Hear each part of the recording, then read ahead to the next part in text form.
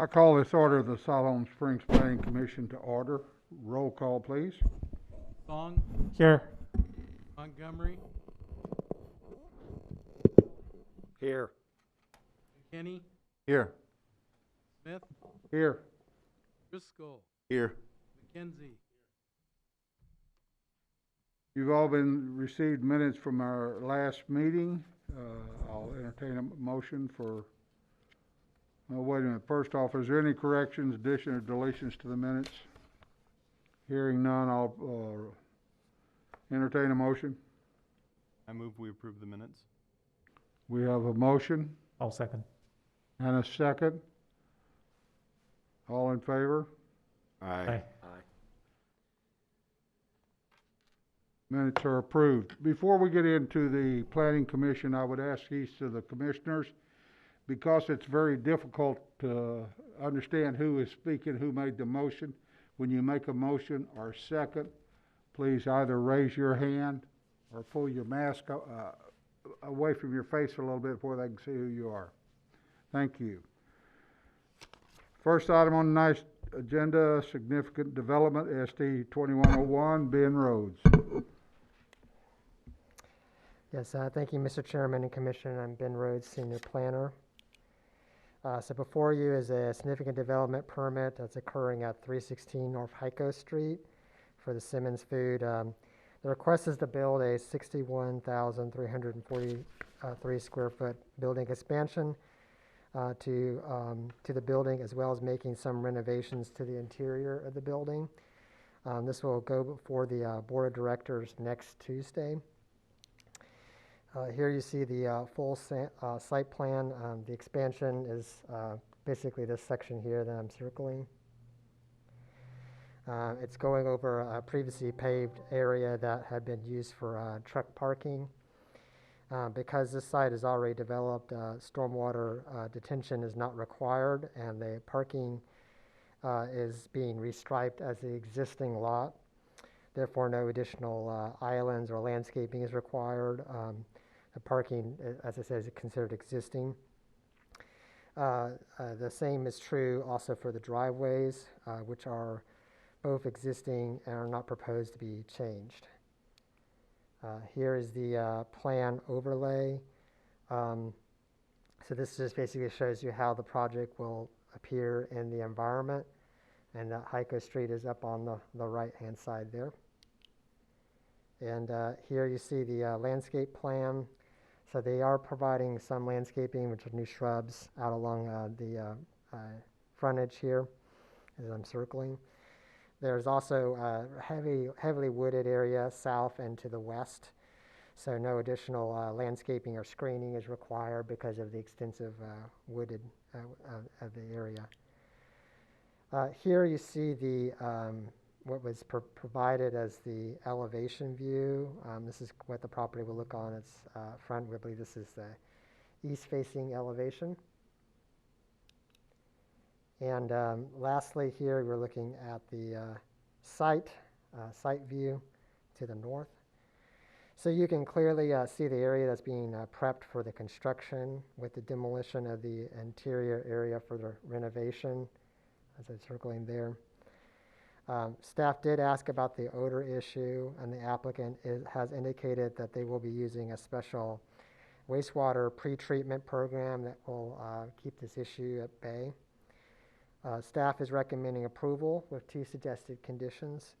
The first is related to a lot consolidation, which I'll cover later in today's agenda, and the second being related to the fees. There's sidewalk and street fees that are applicable to the project. And with that, we stand ready for any of your questions. Thank you. Thank you, Ben. Are there any comments from the audience? Commissioners? Any comments? I'll entertain a motion.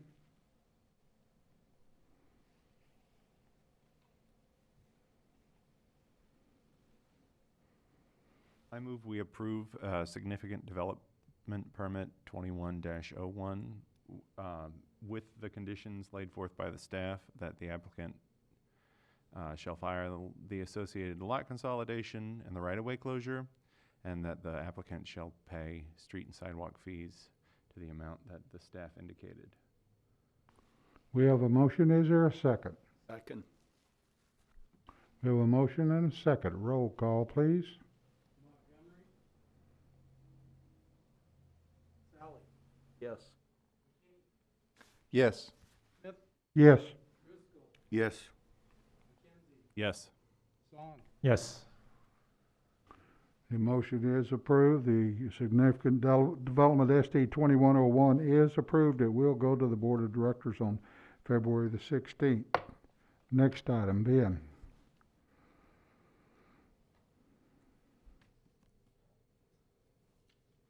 Thank you, Mr. Chairman and Commission. So you're looking at a rezoning request that's occurring at 813 South, Highway 16. This is the rezone of recently annexed property from A1 to R2.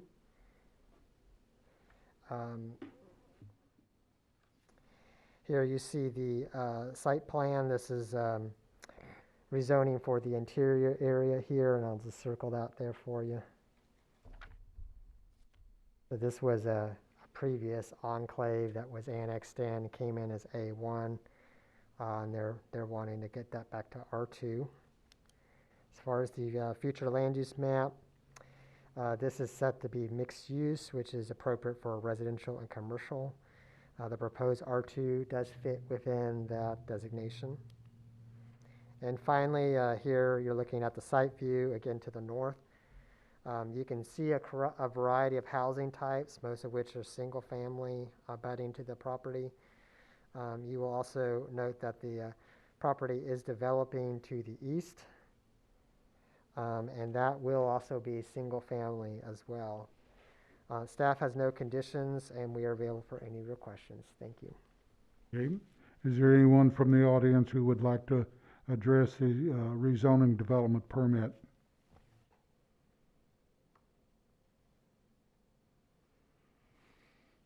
Commissioners, do you have comments? Questions? Okay, I'll entertain a motion. Mr. Chairman, I move that we approve rezoning development permit RZ 21-01. Do we have a second? Second. We have a motion and a second to approve rezoning development permit RZ 2101. Roll call, please. Yes. Yes. Smith. Yes. Driscoll. Yes. McKenzie. Yes. Song. Yes. The rezoning development permit RZ 2101 is approved and will go to the Board of Directors on March the 22nd. Ben.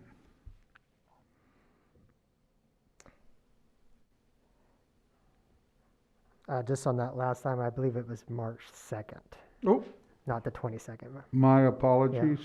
My eyeballs read too many twos. That's no problem. So yes, we're transitioning to a code change. And so today we're going to be talking about the floor to area ratio. And so, so that's also referred to as the FAR. And the reason we're looking at that is we have received several complaints from home builders on this rule, which prompted us as a staff to look at a code update. So the FAR calculation is where the size of the house under roof is divided by the size of the lot. In most cases, this is a decimal that comes out to be at or below 0.33. The issue is the code requires that all of the house under the roof, even if it's not heated or partially outdoors like a covered patio, is counted as part of the house area. So as you can expect, this can get quite large for the bigger homes that have the large covered patios and front porches that are very popular these days. So we did research other Northwest Arkansas cities, and we discovered that Siloam Springs is pretty much the only city that's using this rule when it comes to housing. It is applicable in other places like commercial and industrial, but housing, we're the only ones really that's doing this.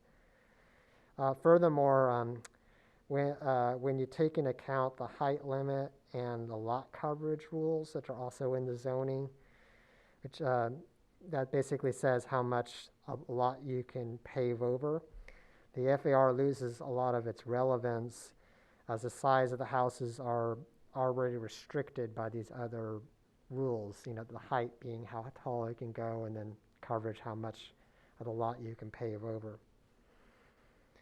Our proposal is to remove the FAR rule from all of the R zone districts, and to also update this rule in the H1DT, the historic downtown district, to 2.0, and I'll explain that in the next slide here.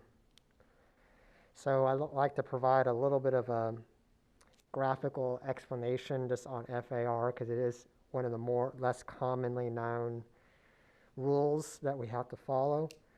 So what this is showing here is, for instance, the FAR is 1 or 100% for this lot right here, and this is a building that would be covering 1 floor up the entire lot, right? So that's 100%. You're also 100% if you're covering half of the lot, but you're going up 2 stories. It's the same area of building, but less lot. And again, still 100%, even with a quarter of a lot, because you're going up 4 stories. So that's basically how you look at FAR in terms of how you would understand it. So the 2.0, which is 200%, would be this one right here. Erase some of these. This is what we're proposing for H1DT. And the reason being is we have a 2-story. If you go downtown, you have a 2-story building on its entire lot, right? So it's already at 2.0 as it is.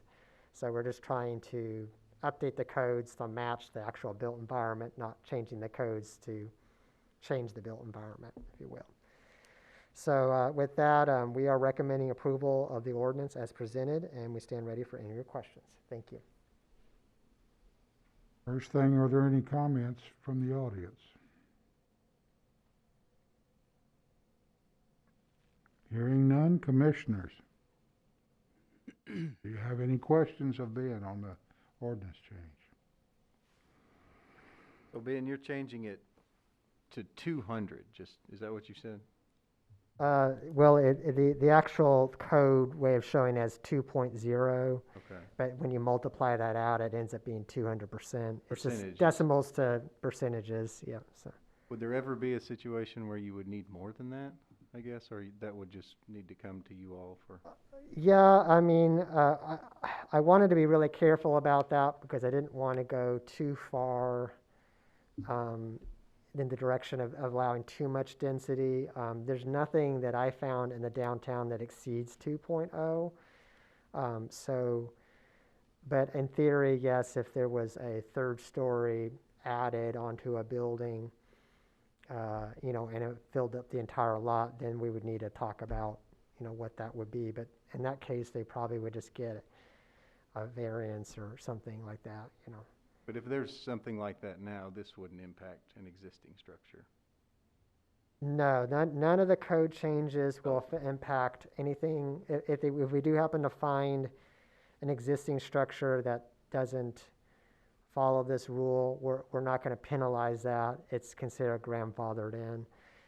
Keep in mind that this is not anywhere in our H1DT. It just kind of skipped over FAR for some reason, so we wanted to put that in there really just to be consistent, because the overlay zone covers things like lot coverage and other aspects, but just doesn't do FAR for some reason, so we just wanted to add it in there. Good, Yeah. thank you.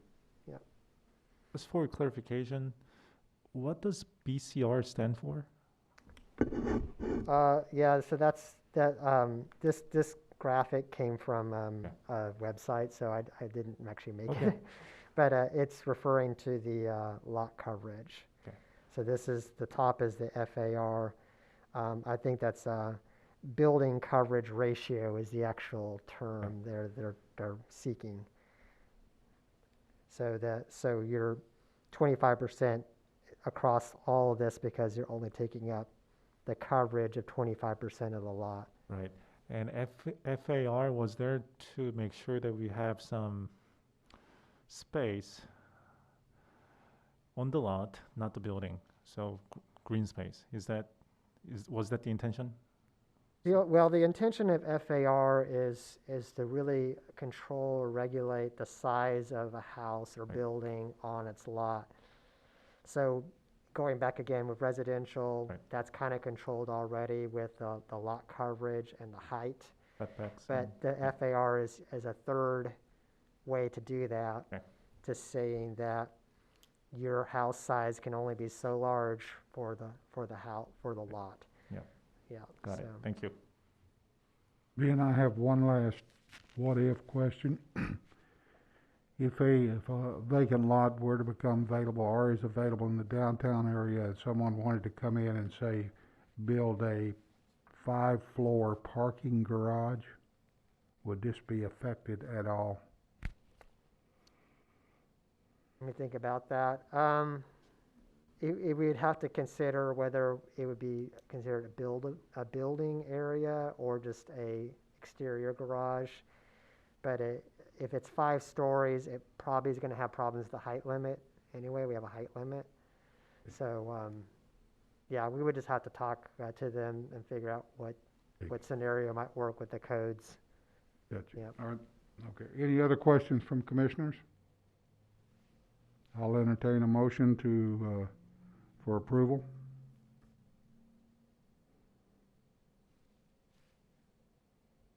I would motion approval of the code change to amending the floor to area ratio for code chapter 102.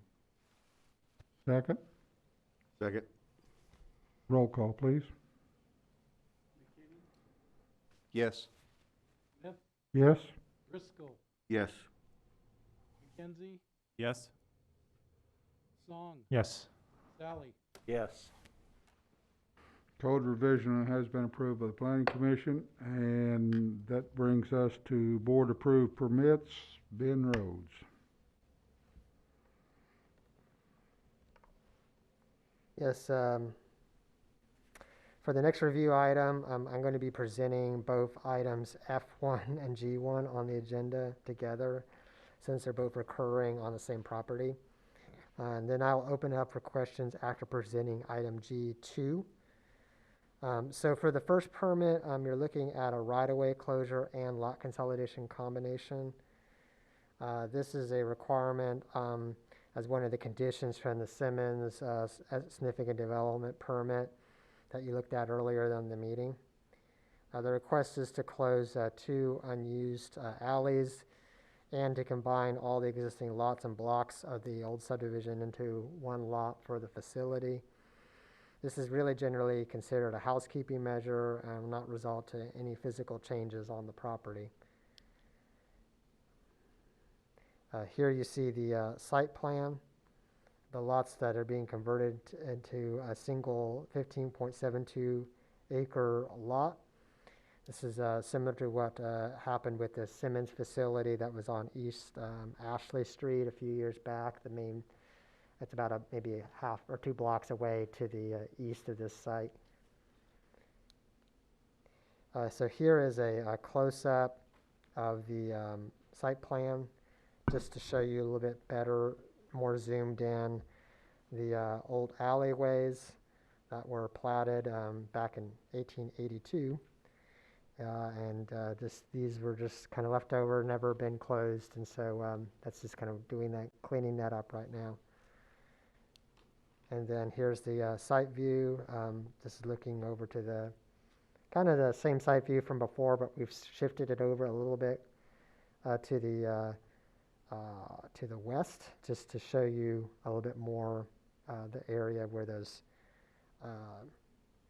alleyways are going to be closed.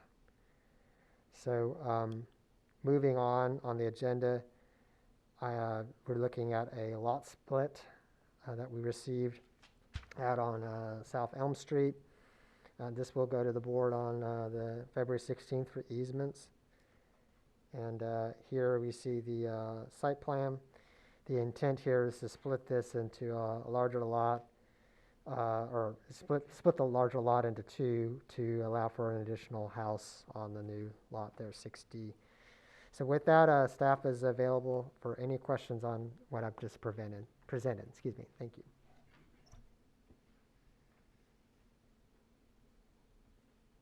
Commissioners, do you have any questions of Ben? I don't think this takes any approval from us. Okay. You do. Okay, is there anything else to come before this planning commission?